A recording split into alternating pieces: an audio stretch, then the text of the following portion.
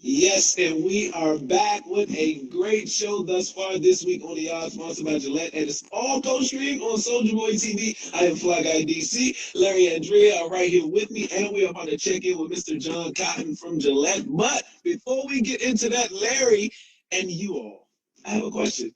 Your predictions, NBA Finals. I know Dean Booker said he has the Celtics and the Lakers. He said he has the Lakers winning it all. What are you all predictions? I'm with him. I'm going Lakers and Celtics. I lived in Boston for 5 years, worked there. My last two kids are born there. But the Nets are the better team right now in the East. But I would go traditionals, Lakers versus Celtics. I was there in '08 and 2010, the last two times they played in the finals. Okay. Yeah, I feel like you guys are tripping when you say this.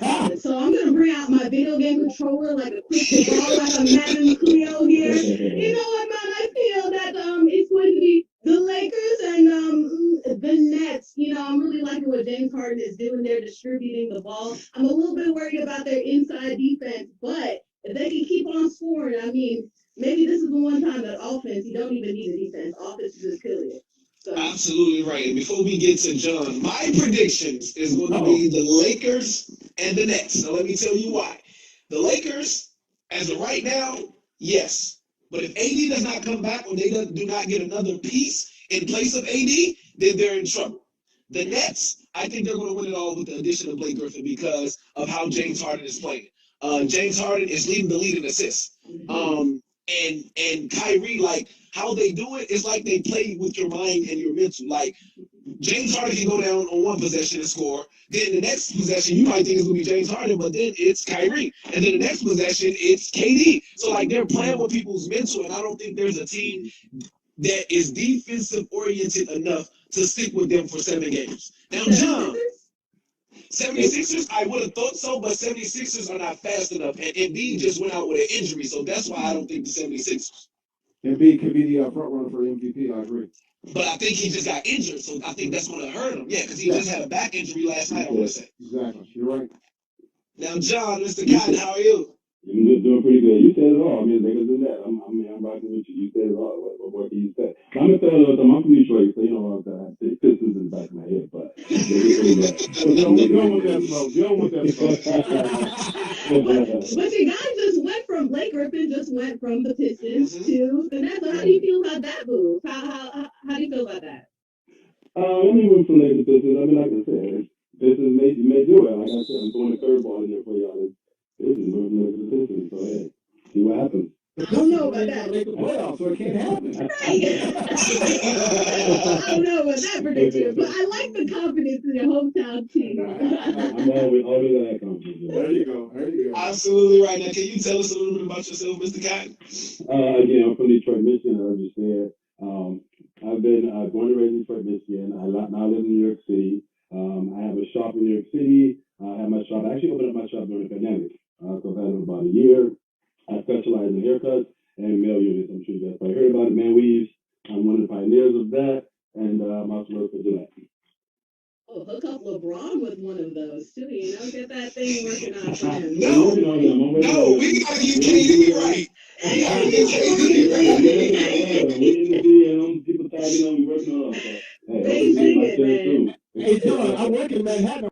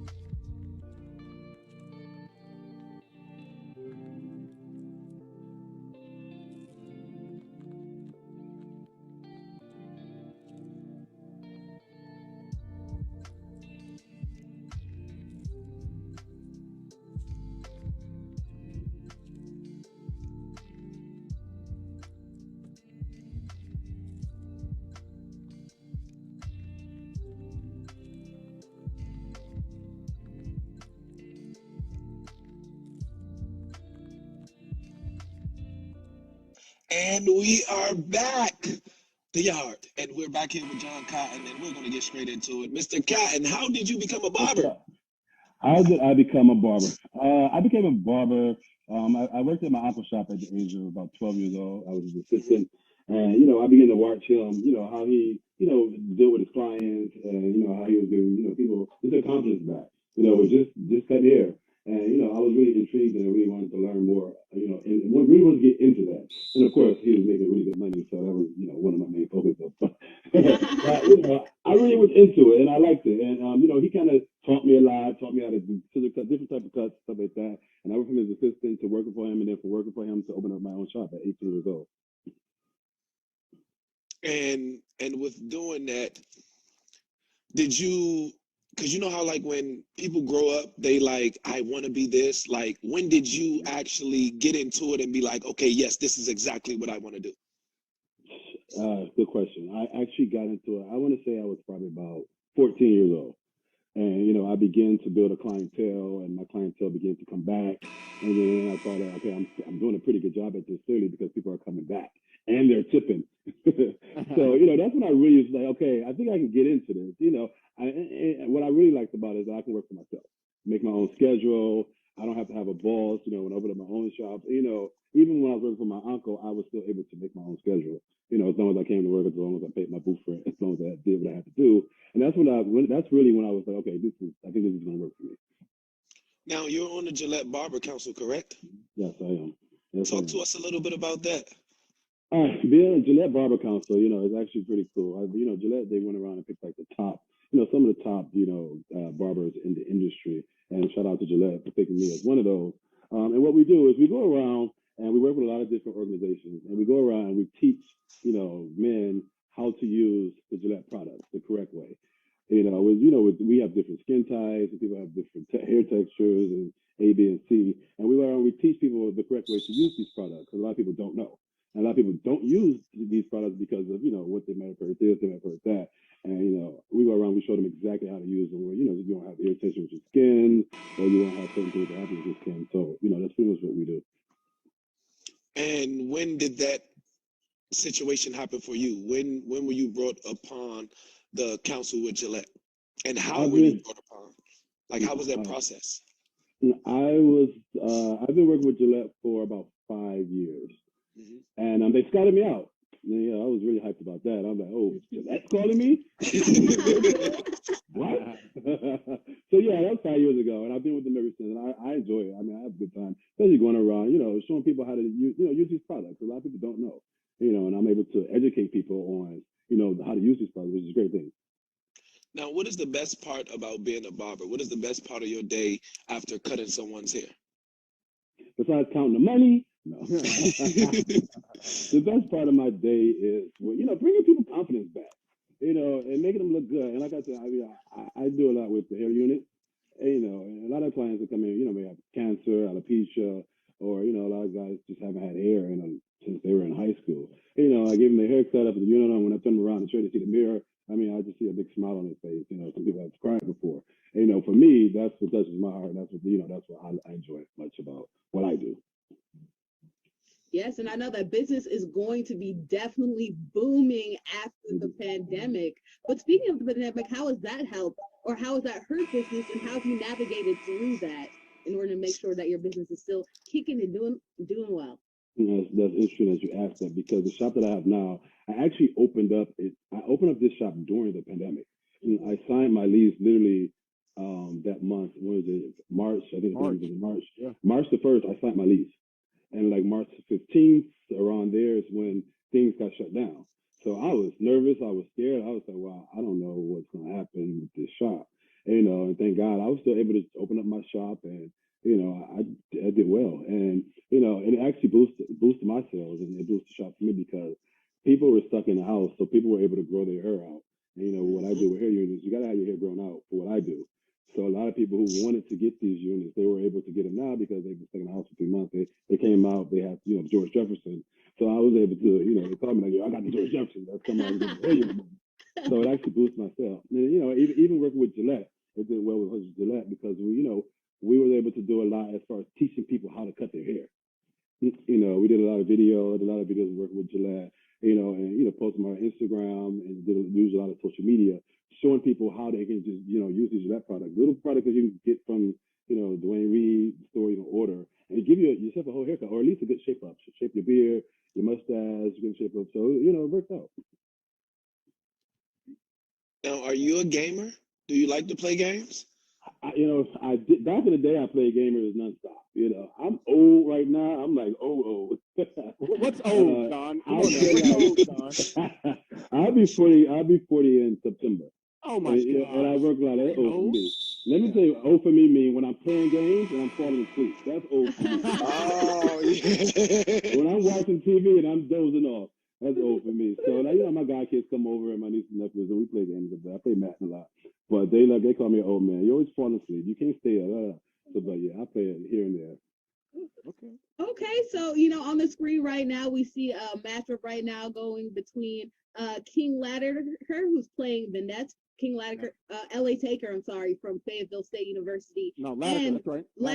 Latimer, okay. And then the real MVP of Morehouse College playing as the Celtics right now. You said that you dabbled and it's been a second since you played video games. Well, what's your favorite thing to do while you're playing? Do you prefer Madden or 2K? What's your favorite of those two? I do prefer Madden. I mean, I get into the Madden. I'm a Madden fan. I definitely. Who do you play with?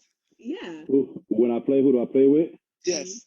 My god kids, my nieces and nephews, they have me here all night playing with them. I play with them all the time. What team? What's your team? What is Lions? my team? Lions? Please don't say the Lions. No, that's miserable. That's miserable. We're gonna say the Giants.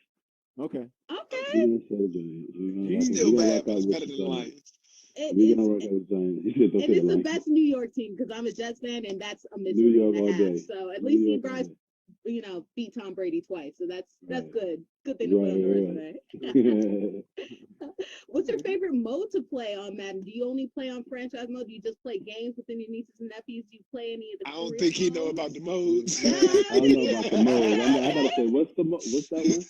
Okay, so you just playing casually with the. I just say casually with the I just say casually. Okay. That's A-okay. I'm gonna have to learn what this mode is. I'm not going there with some knowledge. I'm like, well, put me up on the mode. Hey, John, what do you think about esports, man? I actually have a Madden series on TV that runs every weekend on our Black News Channel. Well, what do you think about just esports in general, being on TV and just the money in it, and how many people are just interested in esports and how much it's grown, say, over the last 5 years? I mean, this thing's taken off, man. It touches everything. I do TV on sports, athletics, entertainment. It's all one big thing now. Yeah, I mean, I think it's impressive. Like you said, it's growing and it's big, and I think it's very, very impressive. Shout out to you who doing your thing with it, and shout out to everybody that's doing anything with it. I think it's very impressive. I mean, but when you sit on TV, do you scratch your head like they're playing video games and people are playing them and people are paying on TV? What the hell? I mean, it's crazy. I mean, I never thought that it would get to where it is right now. I've never seen that happening. And the more I, dig into it and see how big it is and where it's going, I'm just amazed with it. And it's awesome. My guy can come over here and they be put me up on game and this, that, and the other. And I'm like, are you serious? Like, this, you do that? You can talk to people, you can blah, blah, blah. I'm not blown away with it, but shout out to it. Like I said again, I'm rocking. Well, we appreciate you so much. Thank you for taking your time out of your day to sit and talk with us. Anytime. And if I'm ever in New York, I have to come see you, okay? Look me up. You look me up. You're in New York, so you come see me. Look me up. All right, guys. All right, John.